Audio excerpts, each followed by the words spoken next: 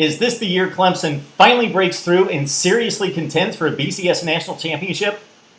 MarkRogersTV on the best offenses in college football. We've knocked out Alabama and Georgia. We got a request for Clemson from JRTHOW. We will fulfill that request and certainly understand that we already had Clemson on the list.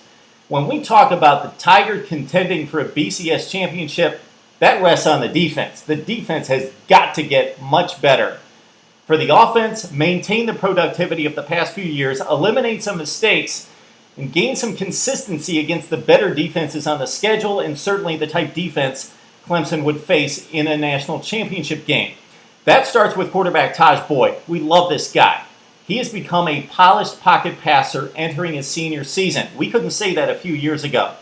He's always had the competitiveness, the desire, the leadership abilities, and certainly the raw ability and the big arm. But he has worked so hard on his footwork, his technique, his throwing mechanics, and become a very good pocket passer. 3,900 yards passing last season, 36 touchdowns, and 13 picks. We would like to see the picks come back down to single digits, but we're getting picky here. Tajh Boyd is one of the best in college football. He is backed up by junior Cole Stout.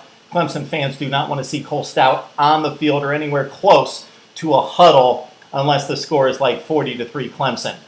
The Tigers lose two tremendous skill position players from last season. Certainly, DeAndre Hopkins emerged and came into his own. 82 receptions, 18 touchdowns at wide receiver, and 1,400 yards. When you think Clemson on offense, you think speed, but Hopkins wasn't a burner. He was just an exceptional route runner, a smart football player who had exceptional hands and came through in the clutch on third down in scoring situations in the red zone. The Tigers are not going to have to replace so much the speed of Hopkins or the playmaking ability, but the clutch play of DeAndre Hopkins.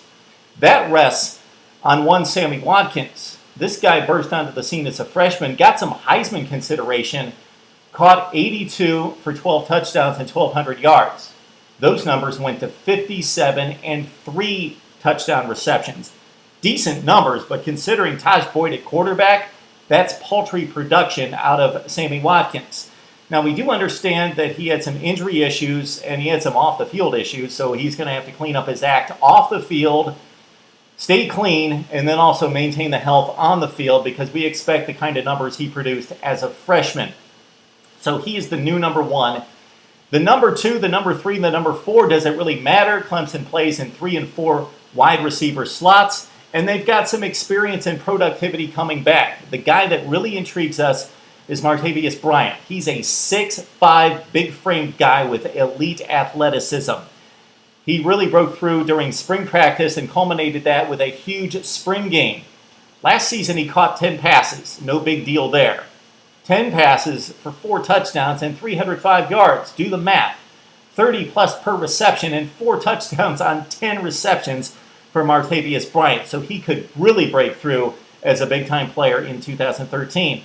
Along with Sharon Peak, who caught 25 for 2 touchdowns.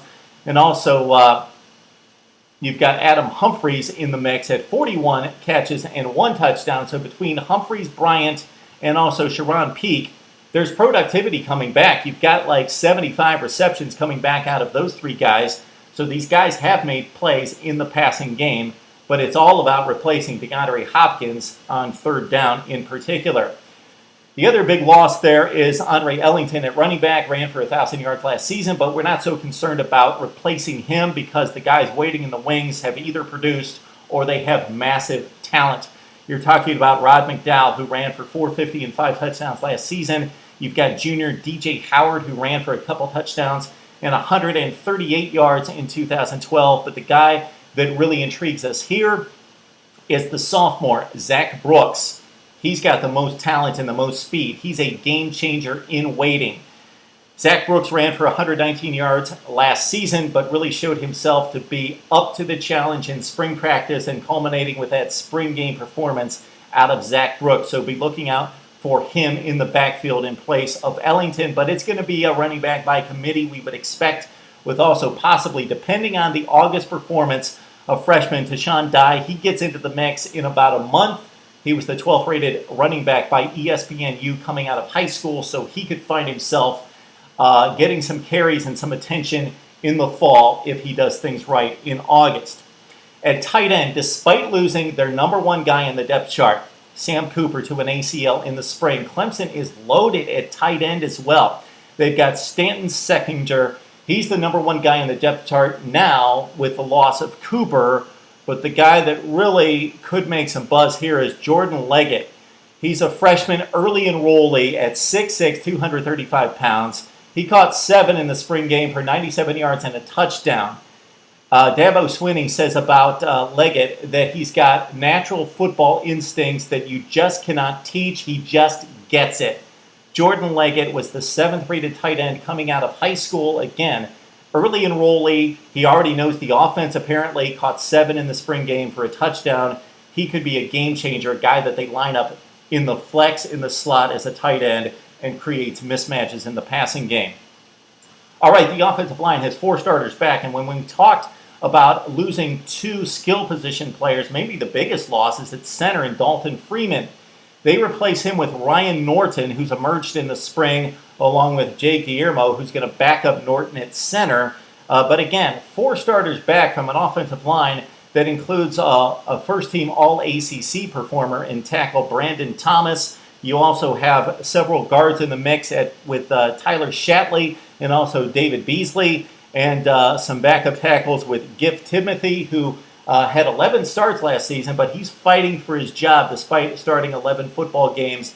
Isaiah Battle seems to be the guy in battle for that tackle position, along with Timothy there. So the offensive line, despite losing their best offensive lineman and their leader at center, should be intact after giving up 2.5 sacks per game the first half of 2012. They improved greatly, so they've got experience along the offensive line. The 2 huge losses, I believe, are DeAndre Hopkins on the outside making huge plays on third down, and the center in Dalton Freeman. Okay, the schedule is pretty light despite scheduling 2 heavyweights out of conference in Georgia in the first game and South Carolina in the last game. Of course, those will be tremendous tests for this offense, but certainly Georgia lost so much talent to the NFL that they replaced those guys with blue chip, very talented, fast guys, but guys with inexperience who don't know the defense at this point. So that could be a break for the Clemson Tigers taking on Georgia in game 1. But again, it's South Carolina, the last game of the season, and we know what the Gamecocks did to the Tigers, frustrated this offense last season in winning 31-17. In between, you got to consider when looking at the ACC schedule that Clemson does not play Virginia Tech, Miami, or North Carolina.